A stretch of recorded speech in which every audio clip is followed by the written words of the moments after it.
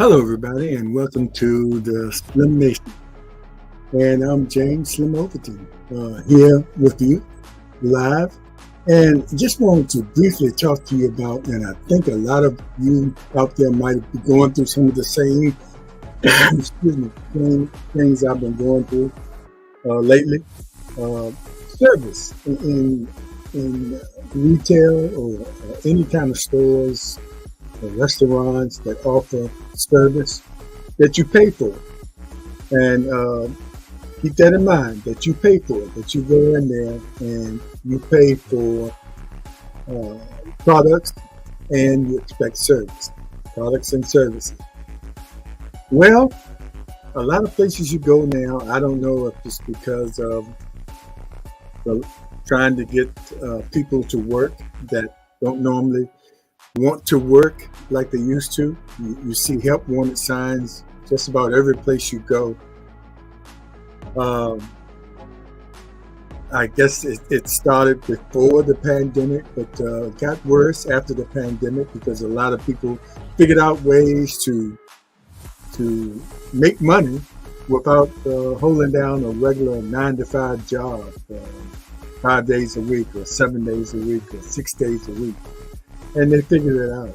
So a lot of jobs suffered after the pandemic as people got really creative and said, I don't have to take this. I'm not going back. They got used to being home.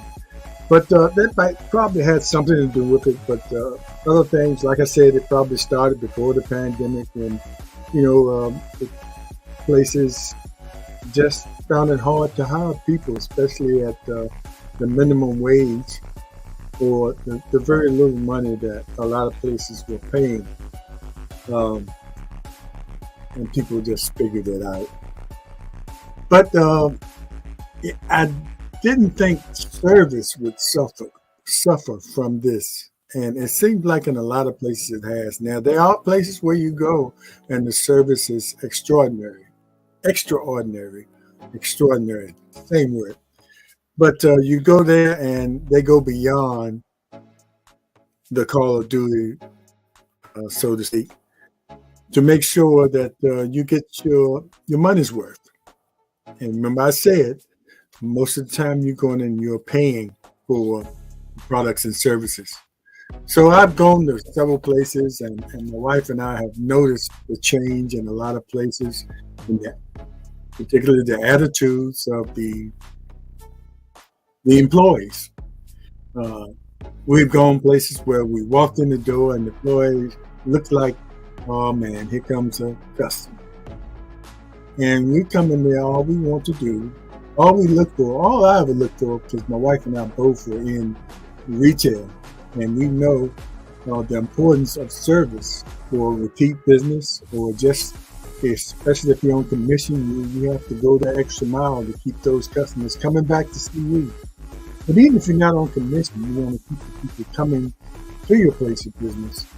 And it's just the basic service that you can offer people that are coming in and paying their hard-earned dollars to eat or to buy some products, or just to just expect, basic good service. And some people expect a little bit more, and granted, being on the retail sales side, I know some people can be, really sickening coming in to see you. But that's no excuse. You're still there for a job, and service is part of what you do if you're in that kind of environment.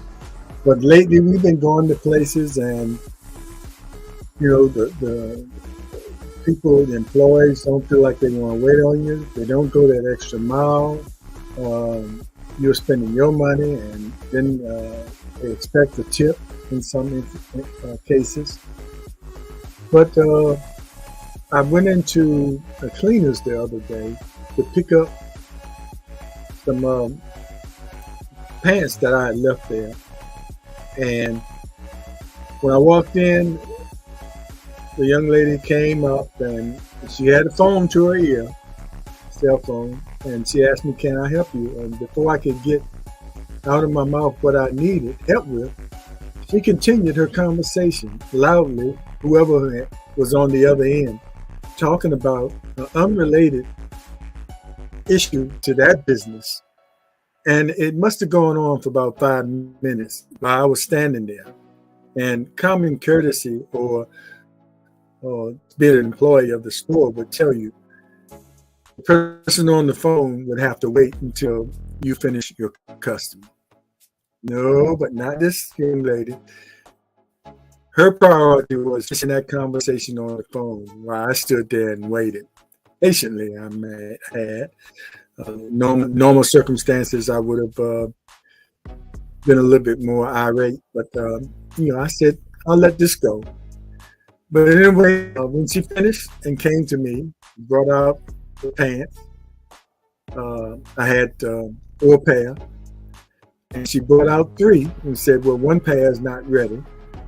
And all I said was, well, they were supposed to be ready yesterday, so I came today just to make sure.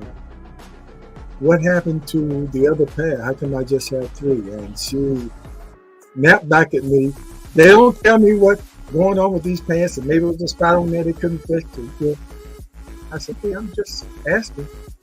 And I had pants there to leave, and I started not to leave them, but there's very few cleaners that do a good job that I take my clothes to. It's just the employee that was there that particular day. And I've seen her there before. It's the first time she waited on me.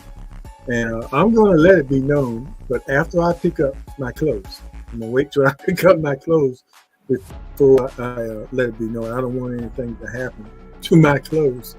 It's a shame to have to think that way, but I just never know. But anyway, I'm going to let the owner know that I was very dissatisfied with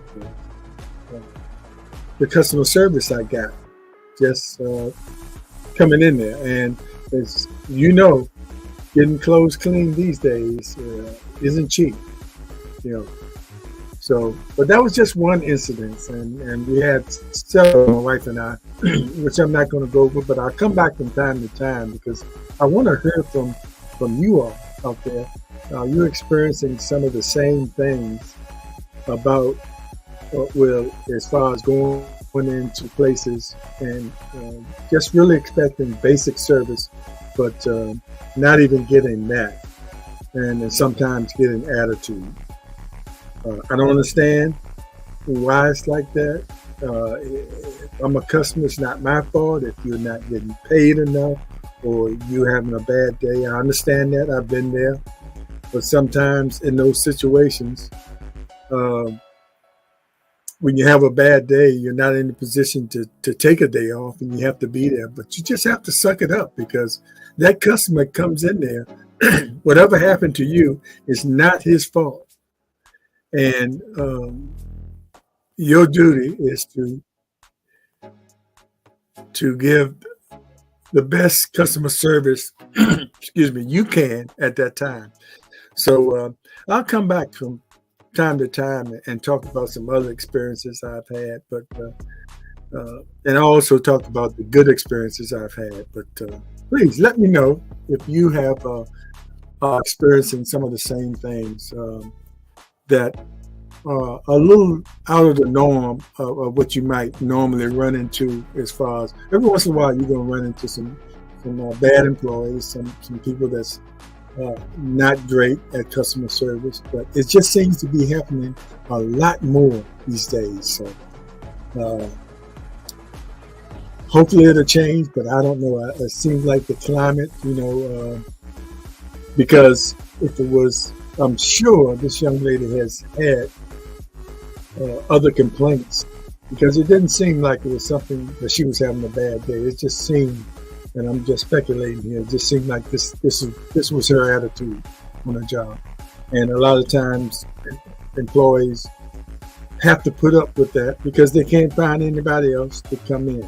Before, when they might have had a desk full of applications and someone that didn't meet didn't stand up to their standards, they could let them go and just go to that list and pull somebody else up. But it's not like that today. Sometimes employees have to put up with a bad employee.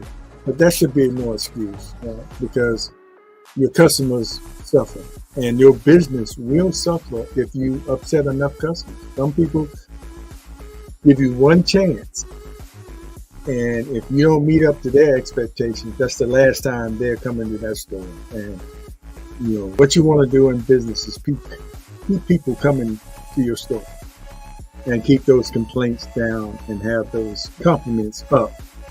It's all about business and all about how you going to be successful in your business. And your employees are usually your first line of business. So anyway, this is Slim Overton from the Slim Nation, and just venting a little bit about some of my experiences in customer service. But anyway, take care. Thanks for watching, and we'll see you next time. And again, let me know if you're experiencing some of the same situations or bad customer service that I just talked about. Take care. And as always, be aware, be informed, and be involved.